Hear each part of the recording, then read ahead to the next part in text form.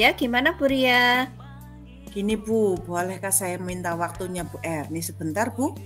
Boleh, boleh. Ini kebetulan saya lagi santai Bu Ria. Nah iya, ini saya mau cerita tentang apa yang saya rasakan Bu. Akhir-akhir ini di kelas saya Bu. Oh iya, gimana Bu? Apa yang akan Ibu ceritakan? Gini Bu Erni, akhir-akhir ini saya merasa kalau murid-murid di kelas saya itu kurang antusias dalam pembelajaran. Terus kalau saya kasih tugas, itu yang mengerjakan hanya 50% Bu. Jadi, menurut Bu Ria, apa yang Ibu harapkan dari obrolan kita hari ini, Bu? Saya sih mengharapkan solusi dari Bu Erni, Bu. Oh, begitu. Menurut Bu Ria, hal apa saja yang membuat murid-murid Ibu kurang antusias dalam pembelajaran bersama Bu Ria? Kalau saya ingat sih, hal yang menyebabkan murid saya kurang antusias itu yang pertama ya Bu Erni ya, Ya, pembelajaran saya itu membosankan, terus terlalu monoton. Saya juga terlalu banyak ceramah gitu. Terus yang kedua, itu saya tidak memberi kesempatan buat murid saya untuk berpendapat, sehingga murid saya kurang aktif dalam pembelajaran, banyak diamnya Bu. oh begitu. Kira-kira apa saja yang dapat membuat murid Ibu antusias dalam pembelajaran, Bu? Menurut saya sih ya Bu Erni ya, murid-murid saya itu menginginkan pembelajaran yang asik, menyenangkan, tidak monoton, dan tidak membosankan. Wah, saya juga sependapat dengan Ibu.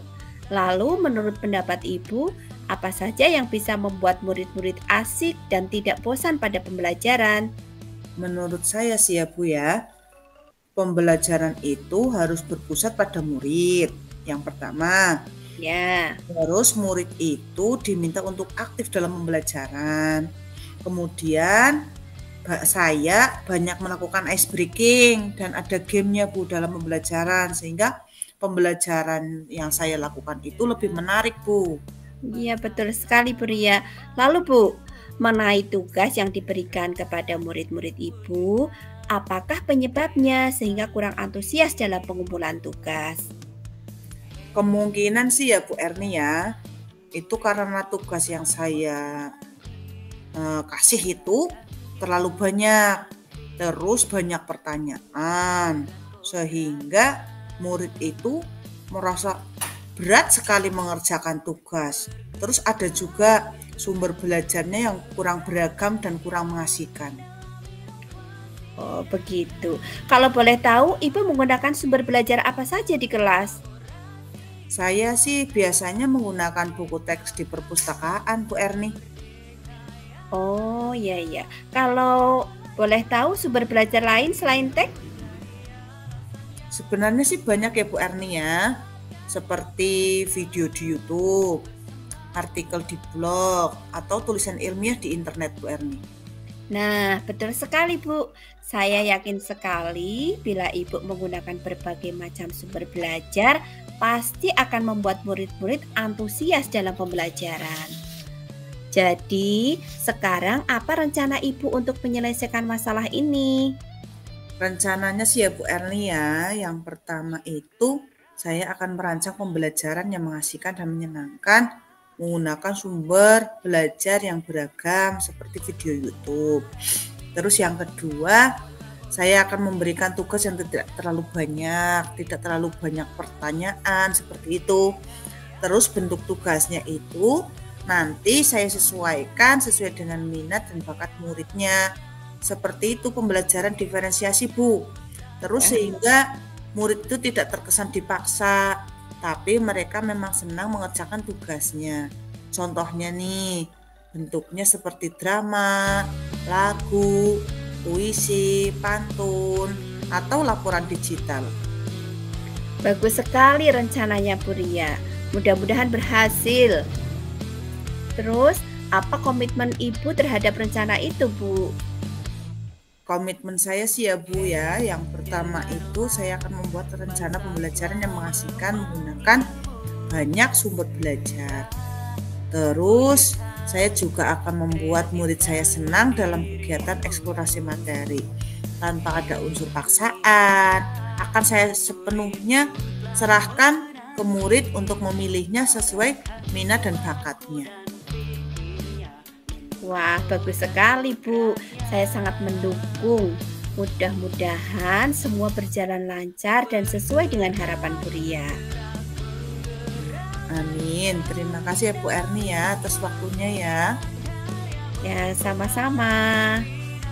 Mudah-mudahan kita semua bisa menjadi guru yang dibutuhkan oleh murid ya Bu Erni ya. Iya, betul sekali. Mudah-mudahan rencana kita juga berhasil.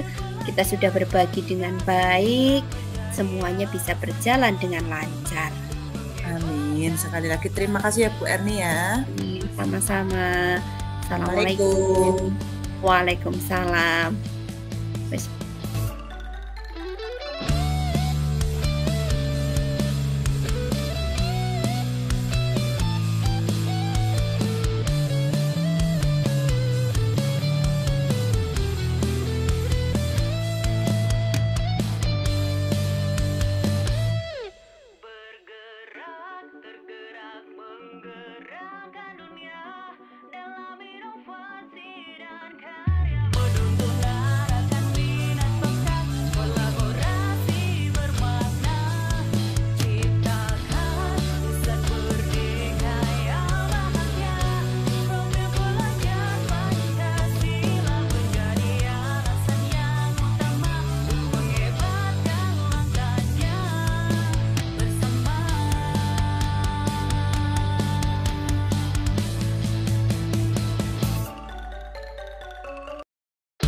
Assalamualaikum Bu Ria.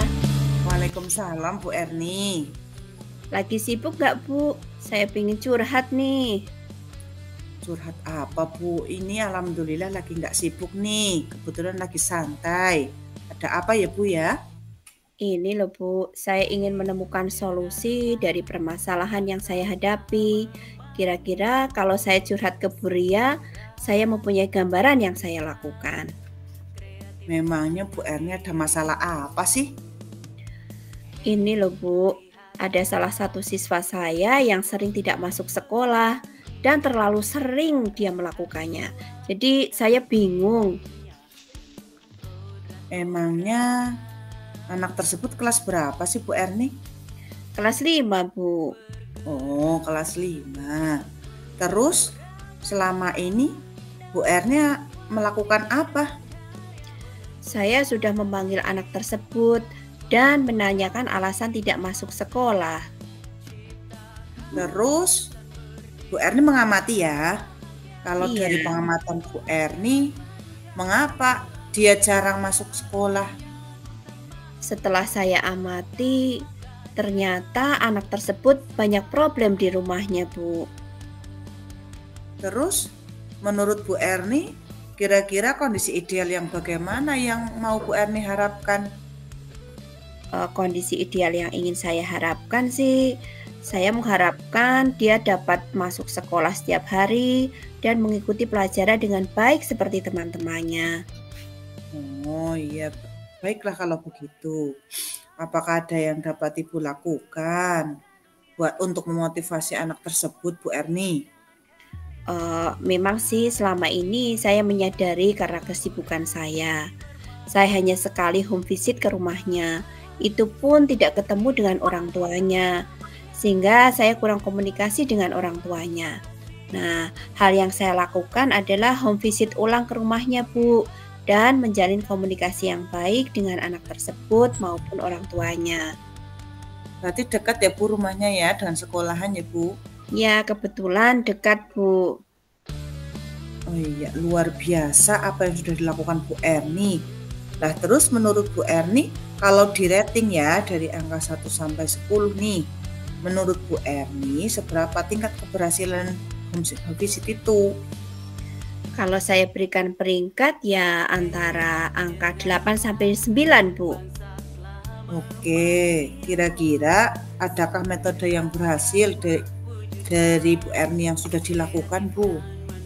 Ada, Bu, yaitu menjalin komunikasi yang baik dengan anak dan wali murid. Oh, iya iya. Terus kira-kira siapa yang dapat membantu Ibu dalam melakukan home visit itu? Yang dapat membantu saya adalah kepala sekolah, rekan sejawat, murid, dan wali murid, Bu. Oh iya, betul. Berarti berkolaborasi ya Bu Erni ya. Iya, betul, Bu. Terus kira-kira berapa lama ya Ibu butuhkan untuk melakukannya? Sepertinya tidak membutuhkan waktu lama untuk melakukan hal ini, Bu. Hal ini akan saya terapkan secepat mungkin. Hanya saja pencapaiannya lama karena tidak ada yang instan, Bu. Terus kira-kira kapan rencana Bu Erni akan dimulai Bu? Secepatnya agar murid mendapatkan hak belajar mereka, sehingga terlaksananya pembelajaran yang sesuai bagi murid maupun guru, Bu. Terus kira-kira ya Bu Erni ya, komitmen seperti apa yang akan Ibu lakukan agar bisa berjalan dengan baik Bu? Saya akan konsisten berkolaborasi dengan rekan guru, murid, menerapkan metode belajar yang menarik sehingga kehadiran saya dirindukan oleh murid. Terus kira-kira ya Bu ya, ada dukungan nggak dari yang lain yang Ibu dapatkan? Oh, ada, Bu. Dukungan sarpras moral dari kepala sekolah dan rekan-rekan sejawat. Mungkin internal dari saya saja yang konsisten dalam menjalankan. Oh iya, ya, bagus berarti Bu. Semoga rencana dari Bu Erni berjalan dengan lancar ya Bu. Terus bagaimana perasaan Bu Erni setelah berbincang tadi dengan saya Bu? Perasaan saya rasanya lega, saya merasa telah menemukan solusi dari hasil perbincangan ini. Syukurlah kalau begitu Bu Erni. Apakah ada hal lain yang mau Ibu sampaikan kepada saya? Saya kira cukup, Bu Ria. Terima kasih banyak sudah meluangkan waktunya sehingga saya bisa menemukan solusi dari permasalahan ini. Iya, sama-sama Bu Erni. Saya juga senang mendengarkan cerita dari Bu Erni. Semoga kita bisa saling berbagi ya Bu Erni ya. Ya, terima kasih, Bu Ria.